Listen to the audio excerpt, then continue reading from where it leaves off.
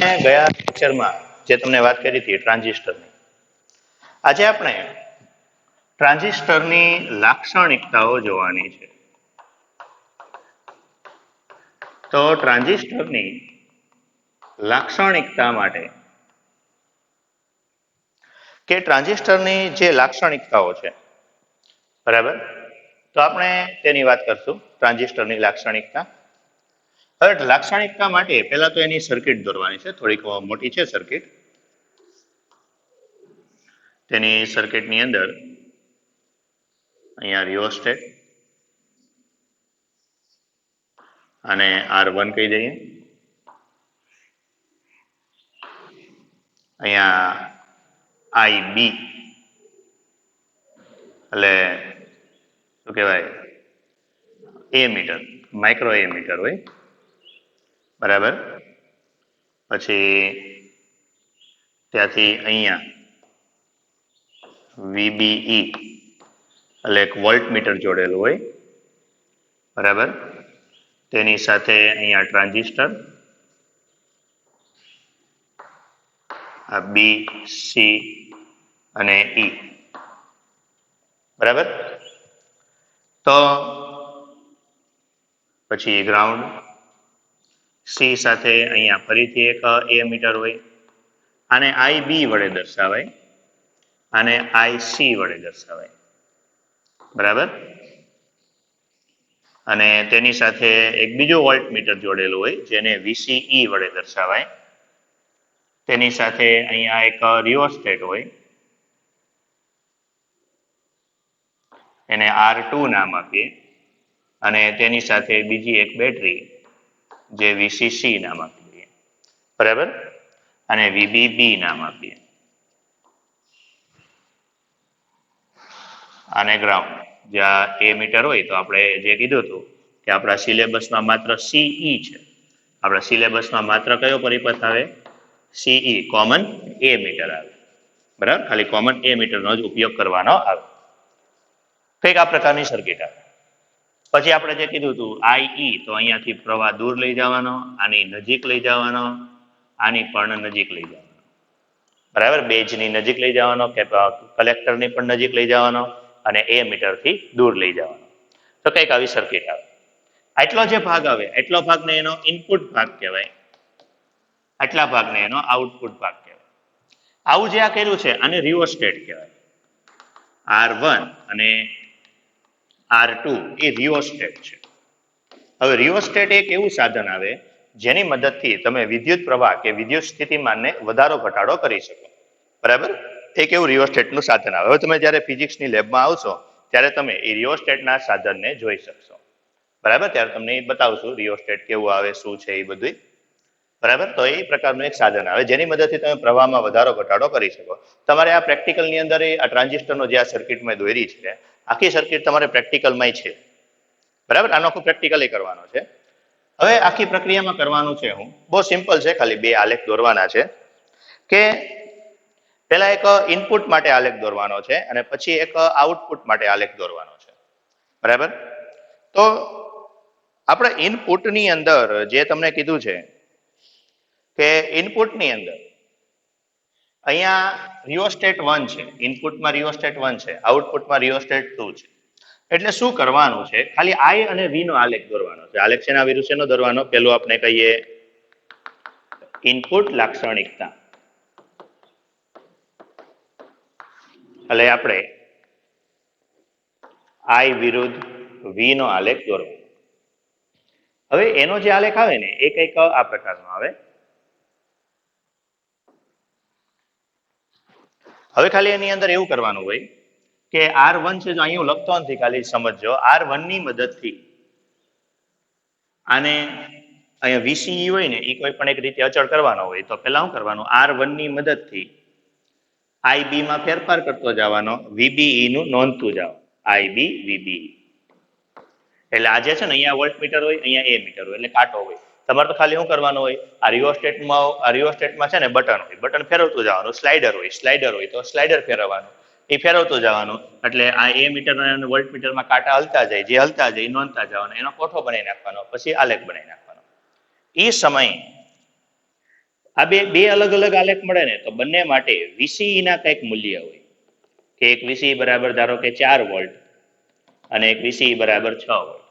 એટલે એમાં શું કરવામાં આવે કે રિયોસ્ટેટ 2 ની મદદથી વીસીઈ નું મૂલ્ય અચળ રાખવામાં આવે. ધારો કે હું એવું કહી દઉં કે વીસીઈ 4 વોલ્ટ છે, તો એવું કરવામાં આવે વીસીઈ 4 વોલ્ટ રાખીને પછી R1 ની મદદથી આઈબી અને વીબી ફેરફાર કરવામાં આવે. એવી રીતે બીજું આવે આઉટપુટ લાક્ષણિકતા.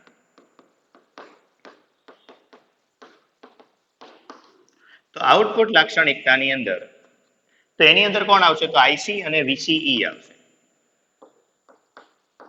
અને એનો જે આલેખ છે એ કંઈક આ પ્રકારનો મળે. સોરી,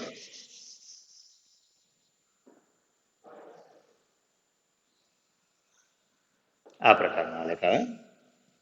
આ જુદા જુદા આઈબી માટે એટલે આઈબી બરાબર ધારો કે 50 માઇક્રો એમ્પિયર, આઈબી બરાબર 100 માઇક્રો એમ્પિયર, આઈબી બરાબર 150 માઇક્રો એમ્પિયર, જુદા જુદા માઇક્રો એમ્પિયર માટે આવે. બરાબર. અને જે જગ્યાએથી એના વિદ્યુત પ્રવાહમાં ઘણો મોટો ફેરફાર થઈ જાય છે આ વિસ્તારને કાર્યશીલ વિસ્તાર કહેવાય. બરાબર, આ વિસ્તારને શું કહેવાય કાર્યશીલ વિસ્તાર કહેવાય. તો આ આઉટપુટ લાક્ષણિકતાની અંદર સેમ કે અહીંયા શું કરવાનું જો આ આઈબી કે વીબી છે ને આ વોલ્ટમીટર કે આ એમીટર ને ચાળો કરવો હોય ને તો R1 ને ચાળો કરવાનો, આ બંનેમાંથી ગમે ચાળો કરવો હોય ને તો R2 ને ચાળો કરવાનો. એટલે આમાં શું કરવાનું R1 ની મદદથી આઈબી ને પેલા 50 પર મૂકી દેવાનો, R2 ની મદદથી આઈસી અને વીસી માં ફેરફાર કર્યા રાખવાનો અને એની કિંમતો ગોઈતા રાખવાની.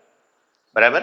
એટલે એનો અર્થ શું થઈ ગયો આઈબી ઇનપુટ પ્રવાહ, VBE input voltage, IC output પ્રવાહ, વીસીઈ આઉટપુટ વોલ્ટેજ.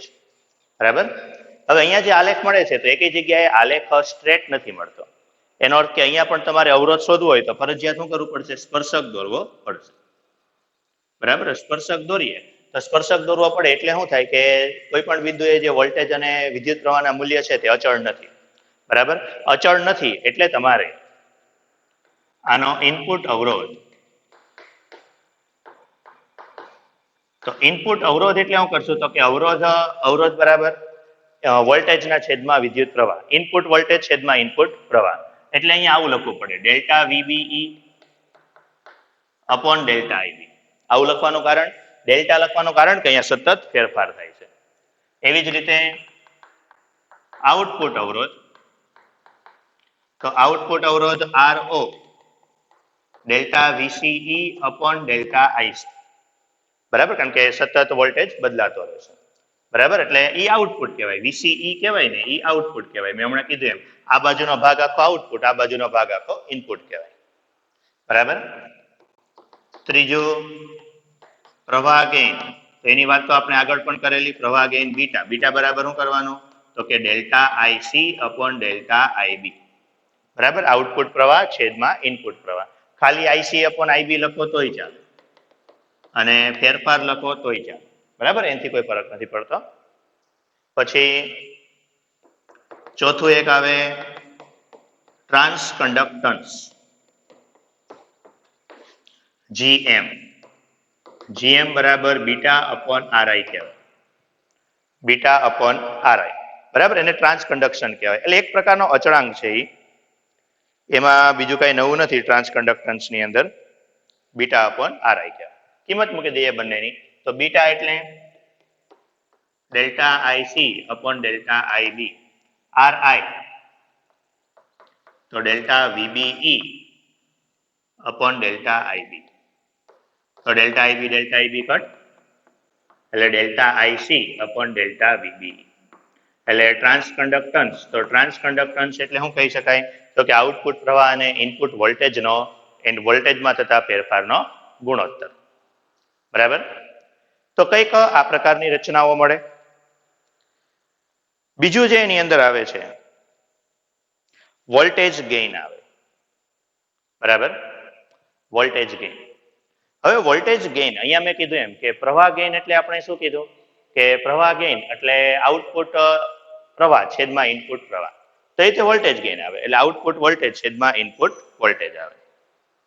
બરાબર કે પાંચમું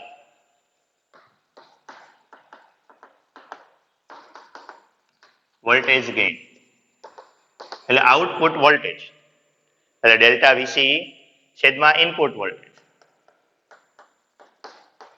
છેદમાં ઇનપુટ વોલ્ટેજ એટલે ડેલ્ટા વીબી આવું આવશે આને વોલ્ટેજ ગેઇન કહેવાય બરાબર એટલે વોલ્ટેજ ગેઇન બરાબર શું થાય તો કે આઉટપુટ વોલ્ટેજ છેદમાં ઇનપુટ વોલ્ટેજ પરંતુ એક કામ કરીએ કે અને આવી રીતે પાંચમું છઠ્ઠું એક આવે પાવર ગેઇન એટલે સેમ સોરી કે આઉટપુટ પાવર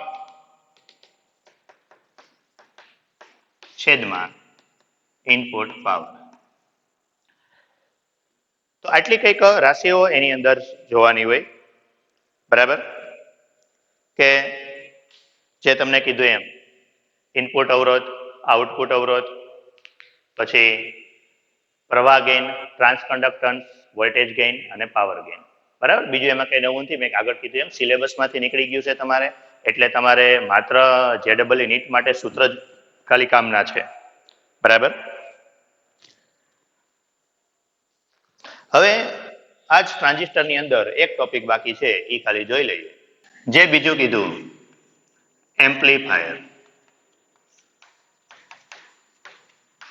કે ટ્રાન્ઝિસ્ટરનો એમ્પ્લીફાયર તરીકે ઉપયોગ બરાબર છેલ્લી થિયરી આપણી કે ટ્રાન્ઝિસ્ટરની વાત કરીએ તો આ ટ્રાન્ઝિસ્ટરની અંદર એનો એમ્પ્લીફાયર શબ્દ તમે એનાથી પરિચિત છો ખાલી એની સર્કિટ પહેલા કહી દઈએ એમાં એસી બેટરી હોય બરાબર સોરી આ એસી સોર્સ હોય એની સાથે બેટરી અહીંયા ટ્રાન્ઝિસ્ટર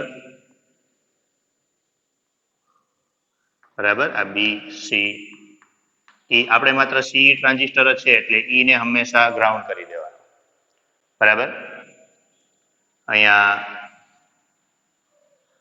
એક લોડ અવરોધ આરએલ બરાબર અને એની સાથે અહીંયા બીજી બેટરી વીસીસી કંઈક આ પ્રકારની એની સર્કિટ હોય છે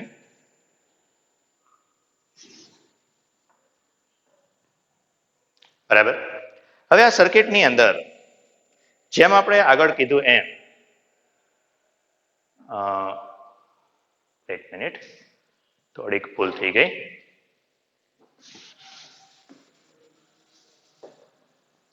આરએલ અહીંયા જ વીસીસી બેટરી હોય બરાબર પછી બેઝ એટલે બેઝમાં બેઝ તરફ પ્રવાહ જશે કલેક્ટર તરફ પ્રવાહ જશે બરાબર અને અહીંયા આઉટપુટ હોય આરએલ ના બે છેડા વચ્ચે આઉટપુટ વોલ્ટેજ હોય બરાબર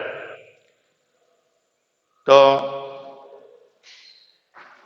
કંઈક આ રીતનો પરિપથ હોય છે તો હવે ફરીથી આગળ કીધું તેમ આ ઇનપુટ ભાગ આ આઉટપુટ ભાગ બરાબર આ વીબીબી બેટરી આ ઇનપુટ સોર્સ એમ્પ્લીફાયર હોય ને તે જે સિગ્નલ હોય ને સિગ્નલને વિવર્ધિત કરી દે એટલે આમ હોય તો એને અહીંયાથી રિવર્સ કરી દે છે એટલે આઉટપુટ સિગ્નલ આવો મળશે બરાબર ચાલો તો હવે આની અંદર કે ઇનપુટ સિગ્નલની ગેરહાજરીમાં અહીંયા મેં આગળ વાત કરી હતી એમ અહીંયા બી ને અહીંયા ઈ એટલે આનો જે વોલ્ટેજ હોય એને શું કહેવાય વીબીઈ વોલ્ટેજ કહેવાય અહીંયા સી છે ને અહીંયા ઈ છે એટલે આનો જે વોલ્ટેજ છે એને વીસીઈ વોલ્ટેજ કહેવાય બરાબર એ બધું તો જે આગળ હતું એનું એ જ કોમન બરાબર એ વીસીઈ વોલ્ટેજ કહેવાય અને ઓલો વીબીઈ વોલ્ટેજ કહેવાય હવે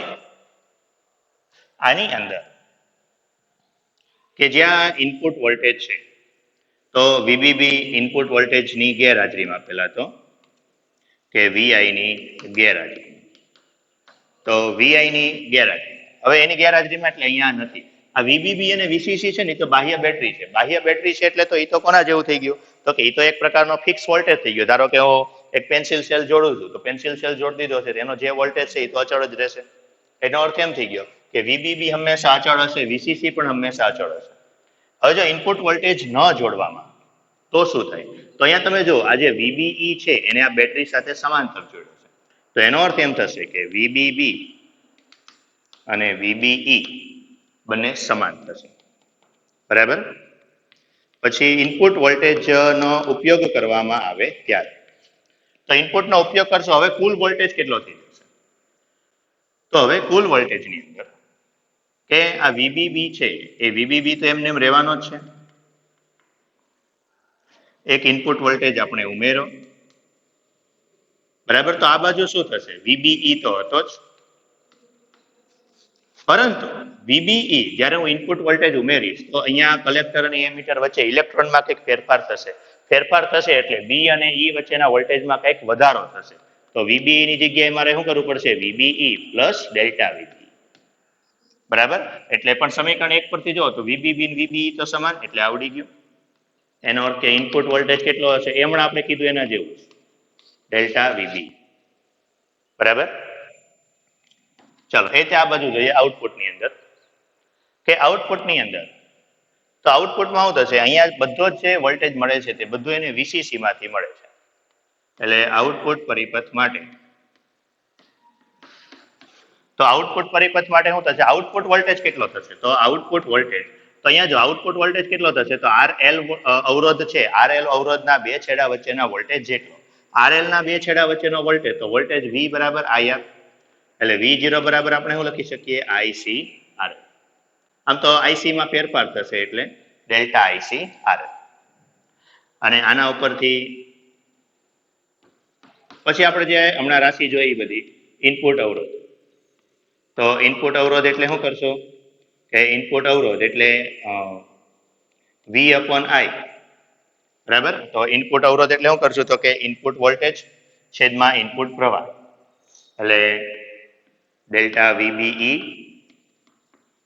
અપોન ડેલ્ટા IB, બરાબર. પછી આઉટપુટ અવરોધ, તો આઉટપુટ અવરોધ RO બરાબર શું લખશું? તો V આઉટપુટ શું છે? ડેલ્ટા ICRL છેદમાં ડેલ્ટા ICRL, એક મિનિટ, કે આઉટપુટ અવરોધ જે આપણને ઓકે RL જેટલો જ મળશે, મતલબમાં કે આઉટપુટ અવરોધ એટલે શું છે? વોલ્ટેજના છેદમાં પ્રવાહ, તો પ્રવાહ એટલે ડેલ્ટા IC, એટલે માત્ર કેટલો વધશે? RL જેટલો, બરાબર. પછી જે આપણે કીધું હતું કે વોલ્ટેજ ગેઇન, તો વોલ્ટેજ ગેઇન એટલે શું કરશું? તો કે AV બરાબર આઉટપુટ વોલ્ટેજ છેદમાં ઇનપુટ વોલ્ટેજ. આઉટપુટ વોલ્ટેજ કેટલો? Delta ICRL. ઇનપુટ વોલ્ટેજ કેટલો? Delta VBE. તો જો તમને યાદ હોય તો આપણે કીધું હતું delta IC upon delta VBE એટલે શું થઈ જાય? GM થઈ જાય. પરંતુ આઉટપુટ વોલ્ટેજ હોય ને એ ઋણ હોય. આ કેવો હોય? ઋણ. શું કામ ઋણ? કારણ કે એક ઇનપુટ આવો હશે તો આઉટપુટ મને ઊંધો મળશે, એટલે એ ઋણ હોય. હમણાં આપણે આમાં બહુ ડિટેલમાં જતા નથી, બરાબર. મેઇન ખાલી સૂત્ર તરફ જઈએ છીએ.